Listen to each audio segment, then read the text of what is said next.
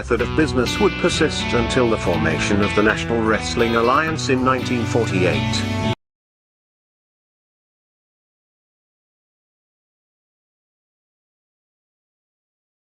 The NWA as a central governing body, with its singular, undisputed world champion, would be absolute and undeniable.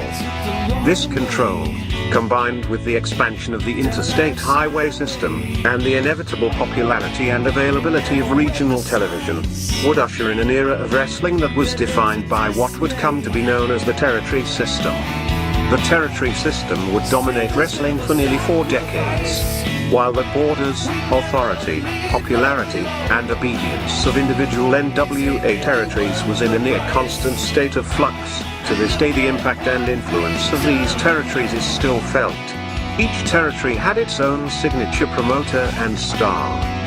While it is impossible to cram these characteristics into a static, concrete map, we are damn sure going to try anyway. So open up your eyes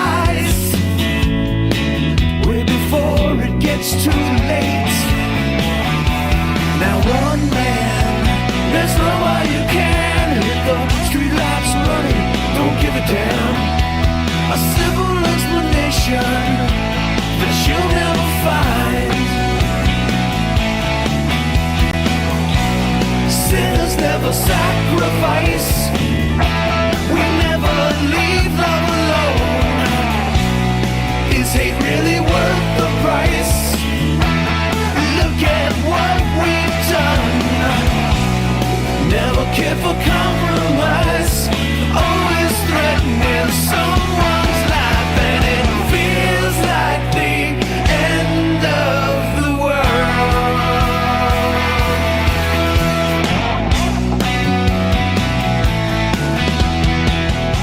All right, welcome to another episode of 30, where we have a healthy competition between 4 pro wrestling experts on the Monte The Pharaoh channel. But before I open up that, I just want to say thank you, everybody, for joining us, and I hope you had a wonderful Thanksgiving. We had a nice little break. I will tell you, that song always makes me miss Jimmy. I love Jimmy's voice. Yeah. You guys love Jimmy's voice? Great. Yeah, Jimmy's awesome. Who's Jimmy? Wow. Joe, you're gonna feel the wrath of the Pharaoh with that comment, buddy. You're not even getting it at this point. So I want to introduce the illustrious core 4 of this great show to 30, which is creating popularity by the week. You guys are doing a wonderful job. All right. So Joe, who's a newbie, seems to be rotating with the great Dan from the Dan and Benny Show. Joe, you want to introduce yourself to the fans out there? Hey, everybody. I am Joe What-A-Day Lowry, a pro wrestling historian, and I am grateful to be part of the Monte and the Pharaoh family here. I just want to say thank you very much for this opportunity. And, hey, every day is a what-a-day. There you go. And we're grateful to have you as part of the Monte and the Pharaoh family. Yeah, and then across from you is the player, Mr. Benny Scala, who really has really taken off on this television podcasting, broadcasting thing, Benny. It's just become almost your full-time job, buddy. How are you? The hardest working man in podcasting. You ain't kidding. But one thing we did identify, you're quite a slayer. You'll take people out to get what you need. I've just realized the player's a slayer. What can I say? And then above you is Mr. ESO, Bruce. Bruce, how are you? Another guy doing many different podcasts. Welcome, sir. What's going on? And yeah, yesterday we had the new edition of Wrestling Remembered. You guys got to check it out. I'm not sure when it's going to be uploaded. It's not uploaded yet, but it's going to be sometime in the next day or so. So you guys got to check that out. It was a lot of fun. I got to work with Benny and Joe down there. So we had a great discussion about wrestling's past. Yeah. I tell you what, I am exciting for that new rebooted version of wrestling history. And let's not forget about True Crime, where Benny's doing that along with, who's that with you with, Benny? I'm sorry? The Boston Bad Girl, Brittany Brown. Say that 10 times fast. Love that show. They cover, murders, crimes. I think next week they've got Sonny on. They're not week is Sonny Sunny. on, but they're going over Sonny. And I got to tell you, Yeah, if you Sonny's had Sonny busy. on, wow.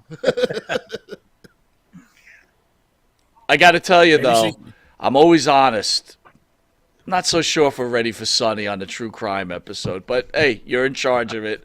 Who am I to say Player anything? strikes while the iron's hot. That's it. Opportunist. There he is again. But anyway, there's the champion, probably the best looking guy in the room. He is our 30 world Whoa. champion. People love you, Phil. Welcome back, sir. I love our peeps too, man. Love our family. I'm on the Roman Reigns defending plan here. Had a nice week off to kind of gain my confidence and kind of get ready for this. And I'm ready, baby. Like Pedro Morales used to say, I'm ready for any kind of action, Ready baby. for every kind of Oh, yeah. action. All right, guys, here we go. Uh-oh. In today's world of pro wrestling, announcers have become part of the show like never before. From Pat McAfee to Samantha Irvin. Give me your top 5 announcers, 5 being the lowest, 1 being the top, and why. Champ, tough question. Get that drink out of your mouth. You're up. You're on the 30. Go. Well, if we're talking contemporary or historic, would we say, Mike? Current We're or talking kind of- all time. Doesn't matter. Contemporary, historic. Put it all together. Boy, well, if we were to talk about teams, we'd have to say Gorilla and Bobby or Gorilla and Jesse in terms of the teamwork, you know. I think Gorilla's up there. I think Gorilla, I think Gordon Soley, I think JR, they're all up there. I need your top Hard- 5. hard- 5 being the lowest, 1 being the top, and why, my friend? Oh, so start at 5 then. All righty. Well, that's a really good one. Vince McMahon, very underrated as an announcer, and I I'm love not saying that he's a bad announcer, but I Love put him it. at number 5 because he had a unique style. Even before we knew he was owner, office holder, whatever of the company, he had a unique style. He brought some credibility to it. He played a great straight man for many years. He worked well with Jesse. And in the next spot, I probably would say Jesse because Jesse worked well with everybody. Jesse brought, of course, a unique angle given his background. He could cover so much. He was witty. He was quick. He was really one of the first heel announcers that we ever came across. And in that vein, I think Bobby Heenan, too, perhaps the funniest guy of all time, worked great with everybody. So Heenan probably number 3. Gorilla, I love That's it, because he had champ. that. That's it. You're out of time. Important. Good list. Yeah. I would have loved to hear Wow. your number 1. Oh, man. But that's why number 1's a hard spot, and that was a very difficult question to come out of the gate, but nothing like testing the champ. Not a bad score, though, champ. Good choices. ESO, you're in the 2 spot, big guy. Get the clock up. All You're on the right. 30. Go. All right. So in number 5, I have, let's see, I'm debating between Vince McMahon and Jesse Ventura. Uh-oh, a little frozen. Poor Bruce. Sending warm air, Bruce. Oh, So, are we back? There You're he is. back. There he is. Oh, This thing okay, on? so I would say Vince McMahon at number 5. He was one of the first broadcasters that I ever got to see, and him being behind the scenes, not knowing that he was also the owner, was absolutely amazing. So number 4, I'm going to have to go with Jerry Lawler. No, Lawler was the face of the Attitude Era. He was, his sayings were absolutely legendary. Show me those puppies. Number 3, let's see. I'd say Gorilla Monsoon. Gorilla Monsoon. It was debating between putting Gorilla or Bobby the Brain. I have to say Gorilla. Gorilla was absolutely awesome in that straight man to the Brain's antics. And number 2. I have to say Gordon Soley. I didn't get to see enough of him. I know everybody says he was the greatest of all time. I only got to see that limited amount of him towards the end of his announcing career. But from what I saw, he was amazing. And number 1, I have to give it up to Jim Ross, the major announcer from the Attitude Era. He had it all. He did it. He's done everything, and he's still relevant to this day. I have to give it to Jim Ross. pretty good list. But I don't know. This seems to be someone missing in that list, which I haven't heard, unless I just missed it. But I think the next guy up is going to call him out. Benny, did you just screw ESO over again? Did you cut his internet? Did you just pull it off again? I do whatever it takes, you know. That is unbelievable. You're up. The 30. Go. All right, number 5, and I'm going to go old school here because I'm going to go back to the wrestling that I grew up with and that I truly love. Number 5 is Bob Caudle from Mid-Atlantic. Wow. If you've ever watched a Mid-Atlantic broadcast or listened to a Mid-Atlantic broadcast, the guy is solid. I mean, those people in the Carolinas and Virginia, they absolutely love their wrestling. He was the right man for the right job. He was a low-key, but he got the job done. Number 4 is Vince McMahon Jr., but I'm talking about Saturday Morning All-Star Wrestling. Again, the ultimate straight man, but he got the job done. He did the interviews totally deadpan. He got Grand Wizard, Freddie Blassie, Albano, all the heels. They totally got themselves over and sold tickets, which was the total intended purpose of the interview. Number 3, JR. Not the new JR, the old JR, the WCW and the Mid-South JR. Number 2, Memphis, Lance Russell, one of the all-time greats. How could a list of all-time great announcers not include Lance Russell? Announce some of the most iconic matches, like the Jerry Lawler and Austin Idol hair versus hair match in the Mid-South Coliseum in Memphis. Number 1 is Gordon Soley, the Dean of Announcers. The guy could announce the fucking Yule log and make it look interesting. I'm going to deduct you 1 point for using that Yule log. How often I listen to you, and you use that line a lot. I'm deducting a point. Deduct a point for him reusing lines. Wow. I mean, great list, Benny, but the Yule log, you pulled it out. You've used that many times. Sorry. All right. Whatever. Joe. Oh, boy. Here we go. Tough act to follow. It is a tough act. Benny came strong. That number 2 spot was good. But I'm wondering where you're coming with. But one thing I'm loving is Vince McMahon Jr. getting a lot of love here, and I think it's well-deserved. All right, Joe, you're on the 30. Go.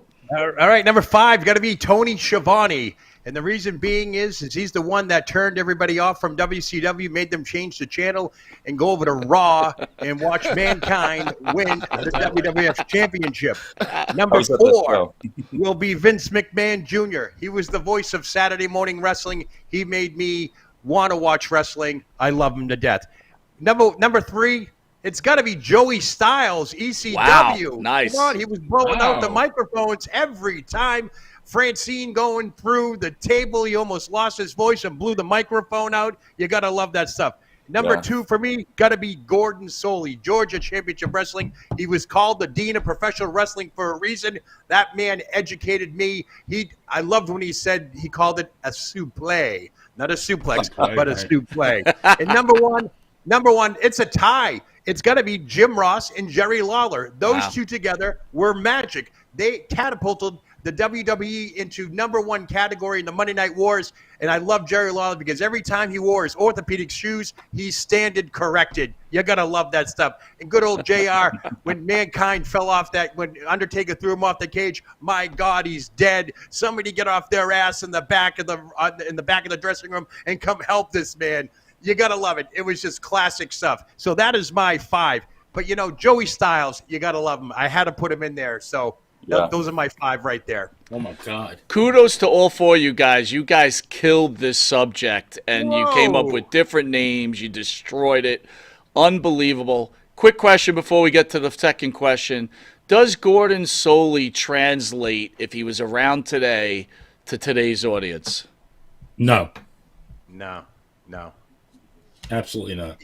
He was an educator. He explained it. I don't think today's fans would want to hear that stuff. No. Great job, first round, guys. I keep saying it every week. I couldn't do what you guys do. You're off the cuff and you kill it all the time. CM Punk, Randy Orton returned, boost Monday Night Raw ratings up 29%. Does the WWE change their plans and changing their Cody Rhodes finishing the story? You've got a minute 30 to tell me what the WWE is going to do here. They've got a problem. It's a good problem, but they still got a problem. ESO, you're going to open up on the 30. Uh-oh. Go. All right. I think WWE has a great problem here because absolutely doesn't change that storyline. We've got years left for Cody to, to reach that legend. And I think it's all, everything's all in that chase, and you could build this up for another year before you have to cash in with that. But CM Punk coming in, you set up the WWE to have new feuds for the next few years. Plus, you have all these up and comers that are almost at that main event status. That Gunther coming over. You got let's see. What is it? Dexter Loomis. The couple of other ones there. They're just on that main event status. We have opportunities for WWE to be booked out for the next couple of years. Does it change? Absolutely. You can put Cody Rhodes against so many more people in the near future. Keep them away from that championship. Everything's always in that chase. Am I happy to see CM Punk there? Surprisingly, yeah. I mean, it gives a whole new dimension to WWE. You can have him feud with that McIntyre. You have him feud with the Seth Rollins. You have so many opportunities with him coming in, and with Orton back, wow, we've got another solid main eventer back in the WWE. WWE for the next year is going to shine. We're going to see pro wrestling back in that limelight like we did 20 years ago during the Attitude Era. Well done, Bruce. Good opening subject. Very difficult, and you handled it like a champ. Well done. Benny, you're in the 2 spot. Is this in your wheelhouse? We're going to figure this out. The player's here to play, like he is every week. You're on the 30. Go. Plays here to stay too. Yeah, I think it's a great problem for the WWE to have because they're stacked with marquee stars, but that's a good problem to have. And I honestly think it won't really change Cody's plans. I think they're still going to have Cody eventually head towards a match with Roman at WrestleMania. I think Punk is going to work a program with Seth. Because, I'm not sure if we're going to get to that later on a different question, but, Rollins went absolutely batshit, although it was a work, when Punk came out after the last match of Survivor Series. And there's legitimate heat between the two, but do I think that was real? Absolutely not. But, they will use that to wrestling never wastes anything, real or imagined. So that incident, they're going to use it to their advantage. I'm surprised they didn't do anything. Rollins was in the beginning, when he was cutting his promo, he said something about Punk, but then he quickly just veered off, and it was him and McIntyre. So I don't see any problem. I don't think Randy Orton is going to be in the title mix. He's going to be in the main event mix. Randy Orton's going to be 44 years old in January, I believe. Still in good shape, still got a couple of years left, but I think at this point he's going to start passing the torch. Well done, Benny. Another great round. Boy, this competition's stiff, boy. I got to tell you. Again, that was actually my last porn movie was called Stiff Competition. All right, we got to take another point off of that because he's used that line before. Come on, man. Deduct another point. Thank you. Joe, you're in the 3 spot. What was the question again? The question is, CM Punk and Randy Orton return. Does the WWE change their plans on the Cody Rhodes finishing the storyline? You're on the 30. Go. All right. I don't think Cody Rhodes will be finishing his story very soon. With the return of CM Punk in that needle mover that happened over the weekend, over 71 million views and counting.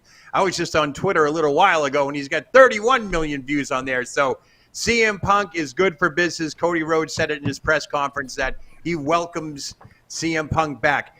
The only problem I have with the CM Punk thing is, which CM Punk are we going to get when he comes back? Are we getting the nice CM Punk, or are we going to get the good? I've heard he has a behavior clause in his contract. I don't know how true that is. But I got to say one thing, though. This return of CM Punk over the weekend was the biggest work I've ever seen in sports entertainment, because every dirt sheet out there got inside sources saying that CM Punk is not going to return. It's not happening. And what do? They pulled that bunny out of the hat, boy, and they did it right the last minute when Survivor Series was going off the air. That was magic in a bottle. And then the return on Raw. I don't think the return on Raw was a needle mover because their ratings didn't show it. But what's going to happen to Cody Rhodes? He will finish his story. I just think the chapters and everything are going to be a little bit prolonged because now he's going to have to take a back seat. I think Randy Orton's going to have to take a bit of a back seat. And I think I'm going to go out on a limb here. I think Sasha Banks is coming back to the WWE. They're going to stack it up. The media rights deal is in full swing negotiations. There are several suitors. So, the WWE is stacked right now, and it's a good time to be a fan. Good comments. Wow. Joe, you're killing it, bro. Oh, Champ. It's getting tight. Some great points. You ain't kidding. Yeah. It's you know what? This is a question I think I'd want to be in the last spot, but I didn't expect the three of them to have such great points going in. It kind of puts a little hurting on you. You're up, Champ. You're on the 30. Go. I agree. Like with Benny, it is a young man's game, but as a purveyor of some old man strength here, I think we still have some miles and maybe years to go with some of these people. With Punk, I think he's still got some gas in the tank. In fact, it kind of looks like he's been doing a little gas or something. He looks in relatively decent shape upon last viewing. He brings another factor, AJ Lee, into the mix too, potentially, to have maybe some intergender, and that would bring him and Seth together. They could do a little tag team maybe too, which would be interesting. And I agree, Cody still has a story to tell. I think he actually is in an advantage now where he's got some more obstacles to surmount as he goes, and I think it's a good thing. It was almost a foregone conclusion that he was going to go perhaps to WrestleMania to win and go beyond, so it throws a nice wrench into the works. It certainly complicates things. It certainly opens up things to different battles. In the end, I think he's amongst the youngest. I think he's had enough time in WWE where they trust him very much. Obviously, they've kind of built the machine behind him. His merch is great. Fans obviously are behind him. I don't think Punk needs to be a champion necessarily. I think he's going to be a shit stirrer, as he always has been. I do agree with the behavior clause, which I thought I was going to bring up before anybody. So I think that he's still on a little thin ice. But I think it just expands everything. Phil. It makes Well the Intercontinental. Yeah. The forgotten guy in his whole mix is the world champion, Roman Reigns, though. Seems like he's an afterthought right now. Yeah. I would honestly like to see Roman destroy both Orton and Punk. And you are right, Phil. Good point on the juice. Looks like Phil Brooks took some juice. All right, question 3. This is our first elimination. I've added this to the show as we progress into 30. So after this round, someone will be sent to the land of misfit toys. And by the way, that was on Channel 2 at Monday, if you saw it. Oh, nice. And I saw all 5 of us there. Yes, there it is. We were all there hanging out. There you go. John Moxley and Triple H have both been open about concussions in pro wrestling. Moxley was quoted on, "I just kept getting progressively more lost and couldn't figure out where to F I was. Then I had this moment of clarity. Oh, I'm effed up. I got to get the F out of here." The question, gentlemen, is pro wrestling doing their best to protect its wrestlers? Very difficult question. Remember, this is an elimination round. The player, you're on the 30. Go. I don't mind a small, well-manicured landing strip. Oh, wait, that's me. Very good. Do I get a point taken off for that? No, you're going to get some extra points for that. Well done. Okay. Well, no, they're not. No, absolutely not. I mean, they're doing stupid shit. I mean, you got friggin' Io Sky jumping off the top of a cage with a friggin' garbage can on her head. I mean, and you got Charlotte Flair doing the same thing without the garbage can, and you have 8 people holding hands in a circle, calling for a fair catch. I think Io Sky got kicked in the head. So yeah, I mean, Moxley's brain dead anyway. Concussion or no concussion, that guy's an idiot. I mean, you look at him and he bleeds and he drops the F-bomb. He's a shitty wrestler. He makes Tommy Dreamer look good. I'm sorry. Oh, that's extra points right there. That's good points right there. John Moxley, but no, I'll always mark out for Tommy Dreamer. No, they're not. They're not doing everything they should because they're jeopardizing these people, and they're doing it. The wrestlers are doing it on their own accord, so you can't, But they're jeopardizing their health for the gratification of the fans, because so much of this stuff is dangerous. I'm surprised there haven't been more horrific injuries. So no, absolutely not. They're not looking out for the well-being of the wrestlers. Well done, Benny. Guys, I have to make an announcement, though. I did not realize starting this early, we're up against stiff competition on Hannibal. He's got former executive producer, the wrestler Evan Ginsberg, on. That must be very, very exciting. Fans are just droving to watch that show. Well, I got to go leave, guys. I got to bug out, man. Wait, I got two screens. I got two screens going. Let me see what's happening. Let's see what's happening. I think all the flies from the window of the Amityville Horror House they're gonna fly out, and they're gonna tune in to watch Evan Ginsberg. Joe, you're on Yes, the sir. 30. Go. All right. Do I think that let's just put it this way. WWE has the money. They have a great concussion protocol. They have Triple H has said it. He'll go up against any other federation or company in regards to concussion protocols and safeties and all that stuff. Why? Because WWE has that money. It's a publicly owned company. They need to protect their talent. They're doing the best they can. I see these referees always after a dangerous stunt, especially Io Sky this past weekend. You name it, Charlotte Flair. They're always checking on them.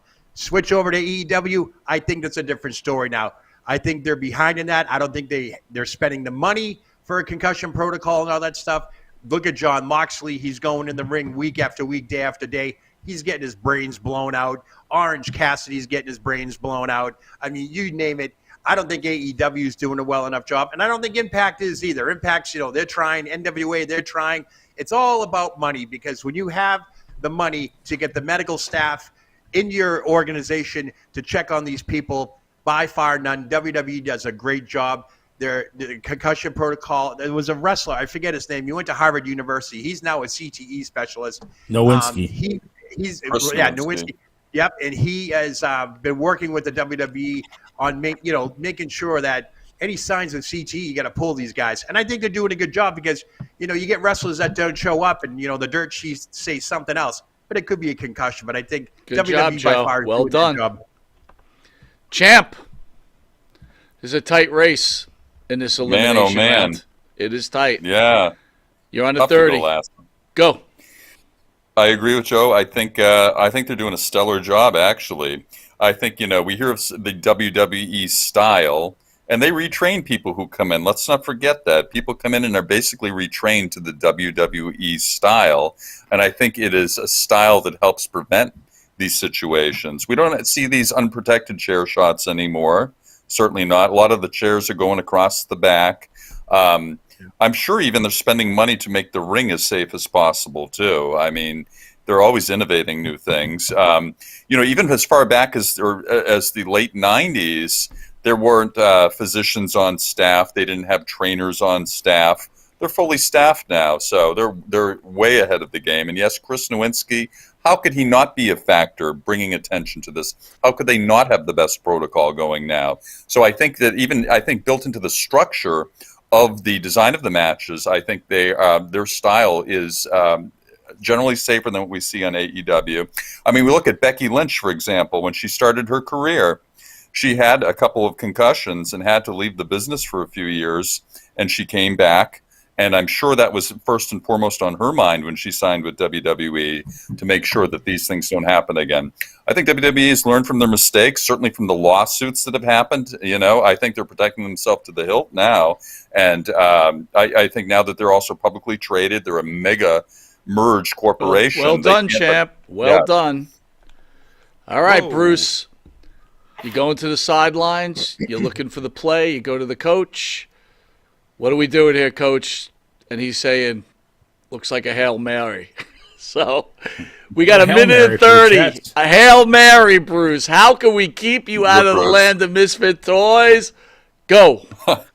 Okay, so in whose eyes is it more safe? In the fans' eyes, probably in my eyes, WWE has done what they can, but if it weren't for one man, would they have? And that was Christopher Nowitzki. If he hadn't gone and done what he did with creating that thing to monitor the concussions, we wouldn't be at this point of knowing what was going on. WWE, if WWE really wanted to end concussions, we wouldn't have elimination chambers. We wouldn't have any headshots. We wouldn't have somebody jumping off the top of a War Games cell with a garbage can over their head. WWE, in their eyes, are doing everything they can. And are they making it safer for the wrestlers? Absolutely. But they are still giving these wrestlers opportunities to hurt themselves. Let's go to Jon Moxley. Jon Moxley's an idiot. He's put his life on the line way too many times. Let's face it. You look at it. Look at his head. He's the spitting image of somebody who should be out of wrestling. I'm sorry. Too many concussions there. AEW is a concussion land. We don't need to take all these risks. The wrestlers could put on a story. They could sell these holds, these moves a little bit further and limit the times that they have to put their lives on the line, put their heads on the line. I don't think some of these guys realize every part of their body goes through their head. These concussions are dangerous. Nice job, Bruce. Nice job. You broke through the front line. You got into the secondary. You're on your way to the end zone, and you tripped on the 4-yard line. Oh. Bruce! It's cold out there. You're on your way to the land. Yeah, this is the Northeast. Sir. It is getting cold up here. Later, guys. We'll miss you, Bruce. Bye, Bruce. Love you. What a day. Man, I'll tell you, this show is rough. This show is rough. It's very unforgiving. It really is. All right, guys. We're into the second elimination. Someone's going home to the land of misfit toys to go hang out with Bruce. Are you ready? The WWE's had many. The WWE is hot. Many say it's the hottest it's ever been. Vince McMahon is known to be the greatest promoter of all time. Give me reasons why he is not the greatest promoter of all time. Benny, you're opening up with 35 points. You're literally all tied together. In fact, Benny, if Abe didn't deduct a couple of points from you, this would be a Abe didn't. You did. No, it was Abe. Trust me. Abe. Oh, really? I just act as Abe's mouthpiece. All right. Where does Abe live? You're on at 30. Go. Well, I do think historically Vince McMahon is the greatest promoter of all time by far. Because, I mean, look what he's done. Now, of course, like I could go on my soapbox and say that he ruined wrestling for me, and I'm not going to do that now. And in terms of pure promotion, taking wrestling from where it was to where it is now, or where it was maybe 20 years ago, I mean, nobody could have done, I don't think, what Vince McMahon done. I mean, keep in mind that he bought the WWF for, I think, $1 million. And he made 4 payments of $250,000 to his father. If he defaulted on any of the payments, the company went back to his father. He mortgaged everything he had to set up WrestleMania 1. If that had failed, he'd be working for the Cape Cod Codsuckers or whatever they are, the hockey team he managed in Maine. But no, I mean, now I think he has lost a lot of that momentum because he has failed to keep in touch. They're not drawing the kind of viewership or attendance that they were 20 years ago in the Attitude Era. So, I mean, he brought him that far. I think at some point, though, he crashed and burned. But, I mean, if you're going to give a title of the greatest promoter of all time, it can go to nobody else, much as I hate the guy. Well done. Considering the question is, give me reasons why he's not the greatest of all time. That wasn't too bad. Joe! Oh, boy. This is tight. This is tight. It is very tight. Very tight. Very tight. You're on the 30. Go. All right. All right. The reason why Vince McMahon is not the greatest promoter anymore is because he lost touch with the fans and what they wanted. The product has changed tremendously over the last 10 years. when the stock went public and everything, and there were stockholders, investors, the blood stopped. The entertainment went down to PG. It got stiff. It got stale. It got boring. There were times when I even turned it off because I couldn't stand what was going on. I mean, no more chair shots to the head. No, I read an article this past week. Ric Flair was on a podcast saying that Vince McMahon was actually fining wrestlers if they cut themselves open, to the point where they were deducted $10,000 from their paychecks and so forth. And I find that just unbelievably horrific. I think Vince McMahon, because the question is why he's a bad promoter and everything, he lost touch with the fans. He was more on the business side, and obviously his extracurricular activities has pretty much ousted him from the board and with Endeavor and all that, TKO and all that stuff. He sold all his stocks. He got $800 million for that. So Vince McMahon is slowly, really basically is stepping away or being forced to step away. And look at the creativity now. And WWE has excelled. Look at this past weekend, the return of CM Punk. If Vince McMahon was even around, that CM Punk move would not even happen. I guarantee you that. But that's why Vince McMahon Well is done, not Joe. the greatest Wow, promoter. great comments. Great comments. Phil, Whoa. title on the line. You got Benny and Joe in front of you. We'd hate for you to be a paper champion. This is week 3. I think this is the longest reign in the 30 ever. The competition's stiff. You're up. I'm stiffer. Let's go. The 30. All right. Well, just as hubris, which in Greek tragedy is called excessive pride, has led to the downfall of some major characters, I think that's been a problem for Vinnie Mac, who definitely is a great man and a great creator. But, the ego comes into play, particularly when it comes to him bringing in stars who have been established. And I looked at probably one of the greatest examples, and we're going back in time, is Dusty Rhodes, If Dusty were brought in as he was the American Dream in character, I think they could have done tremendous business with him, whether they bring him in as the Dream and turn him bad or something like that. But Vince had a little something against Dusty, so he wanted to put him in polka dots and give him sapphire and kind of make him a joke. Of course, Dusty kind of overcame that gimmick and still was a shining star, I would have to say. But I think Vince has had a history of doing that with other people who've been established already in other territories. Vince's strength is taking someone, just a piece of clay, and just building them into a star in his own image, and he's done tremendously with people like that. He took Austin, and obviously he worked him into something beyond the sport. So he does have those. He does have that magic touch. But again, it's his pride. It's his I didn't make the star. Well so done, I wanna Phil. change him. And I can't see the totals up there. What do we look like? 49, 48? Whoa. Players out, said Abe. Player, you are a master of this game. You're a master podcaster, but unfortunately, coming out of the Thanksgiving holiday, the champ and Joe were just a little bit better. Player, we'll No, see they you weren't. next The week, two- my friend. 2 points kill me, man. peace, Still brother. love you. Bye-bye. Player's still love you. pissed. Player is pissed. And I don't blame him. Way to go, Abe. He's going to make you a victim of his next true crime, Monty. Watch out. I know. That's good stuff. All He'll right, probably guys. ask me he'll probably ask me to co-host that as well. Wow. All right, let's set them at 0.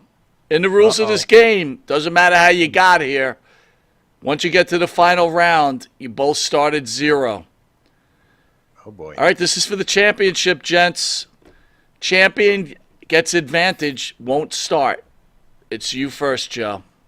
All right. Former WWE pro wrestler Tammy Sonny Sitch, sentenced to 17 years in fatal DUI crash in Florida.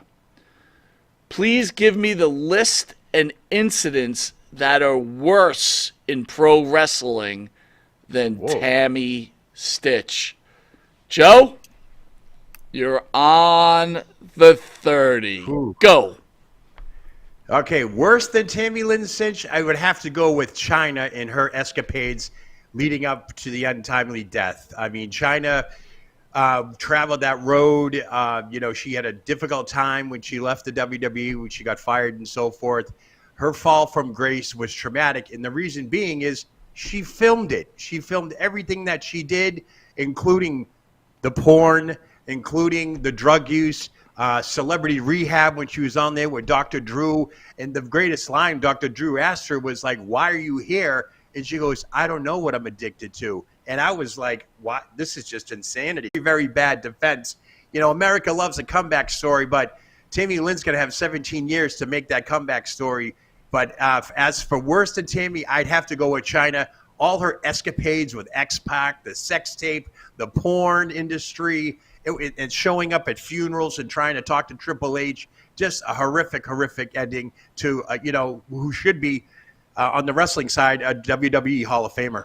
Tough question. Great round. Wow. Very good. Phil, Oof. 13 points separate you from retaining your world title. The 30's up. Best of luck to you, sir. Go. Well, I'd have to say, Triple H violating Katie Vick has to be up there amongst most grievous offenses done by a star of our fair sport. And but of course that was storyline. But it still ranks up there as a poor storyline. But beyond that, the greatest tragedy happened in June of 2007 with Benoit and family. Without a doubt, just the most horrific, awful thing to ever happen in the business, anywhere else for that matter. And still stunning. But we have other people. We have Bruiser Bob Sweetan, who was a champ in Southwest Championship Wrestling, of course, minor leagues, went to prison for messing with his daughter, and another person who did some time in WWF at the time, who was a mainstay in the AWA, Rock and Roll Buck Zumhoff, is currently incarcerated for similar offenses too. Don't know if the rumors are true about the Godwins and that incident on the farm with the pig, but I'm only kidding about that. Wow. I love Mark Canterbury and Dennis Knight. I met Mark. They're both very cool people, so I'm just kidding. But, it seems like more of the offenses are done by the male counterparts in the sport, and certainly far more grievous. I mean, when it comes to taking a life. That's it, Phil. And guess what? Yeah. You have retained your title in a very close race. Boy, oh boy, the one thing I did learn, I'll tell you, is maybe Come on. the next true crime thing should be on Buck Zumhoff and not Sonny. Yeah. Joe, you gave a great battle, man. I'm sorry. I'm coming for you. I'm coming for point. you. I'm coming. The champ You were. is here. Thank you, guys. See you at 9 o'clock where we have the icon, Ricky the Dragon Steamboat. We'll see you soon. Enter the Dragon. Nice.